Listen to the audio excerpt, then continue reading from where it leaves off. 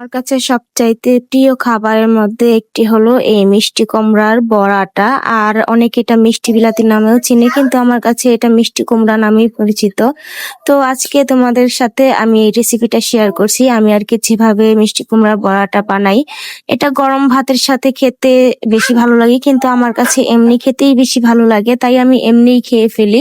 তো মিষ্টি কুমড়াগুলো আমি এভাবে সুন্দর করে স্লাইস করে নিয়েছি, একদম পাতলা পাতলা করে স্লাইস করেছি। এখন ওপর দিয়ে লবণ দিব, আর লবণটা দেওয়ার পর আমি এখানে হলুদের ফাঁকি দিব। তো তোমরা তোমাদের পরিমাণ অনুযায়ী এই ঝালটা দিবে। তো আমি একটু ঝালটা বেশি খাই মিষ্টি কুমড়াতে, যেহেতু মিষ্টি কুমড়াটা একটু পাকাটা হলে এটা খেতে বেশি ভালো হয়, আর এটা বেশি মিষ্টিও হয় পাকাটা। আর এটার সাথে যদি একটু ঝাল মিক্স হয় তাহলে কিন্তু খেতে অসাধারণ লাগে। এখন আমি সবগুলো একত্রেতে খুব ভালোভাবে মাখিয়ে নিব, আর মাখিয়ে কিন্তু এটা আমি কিছুক্ষণের জন্য এক সাইডে রেখে দিব। মিনিমাম ধরো তুমি এই সাইডে রেখে তুমি অন্য কাজগুলো করতে থাকবে, হাতে গোনা ধরা মনে করো 10 মিনিট রাখলেই হবে। এতে করে কি হবে, একটু লবণটা যে দিয়েছি না, এই লবণটার কারণে এটা একটু সফট হবে। তোমরা একটু খেয়াল করে দেখবে, যখন ভাজবে তখন দেখবে এটা অনেকটাই কিন্তু সফট হয়ে গিয়েছে।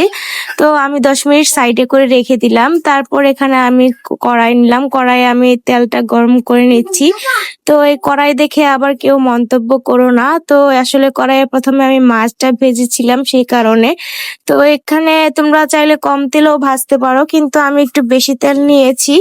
আর মিষ্টি কুমড়া ভাজলে কিন্তু একটু বেশি তেলে একদম কড়া করে ভাজলে কিন্তু অনেকটাই মজা লাগে। উপর দিয়ে একটু কড়া টাইপের হয় আর ভিতরটা সুন্দর সফট আর নরম হয়। আমার কাছে তো এইভাবে খেতেই খুব বেশি ভালো লাগে।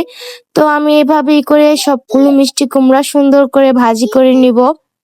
এভাবে উল্টে পাল্টে দিয়ে কিন্তু খুব সুন্দর মজা লাগে ভাজিটা। আর আমরা কিন্তু অনেকে আছে যাদের কোষ্ঠকাঠিন্য হয় এই গর্ভবতী অবস্থায়, তো তারা বেশি বেশি চেষ্টা করব মিষ্টি কুমড়াটা খাওয়ার জন্য। আবার কিন্তু দেখা যায় যে গর্ভবতী সময় কিন্তু গ্যাসের প্রবলেমটা অনেকটা পরিমাণের বেশি হয়।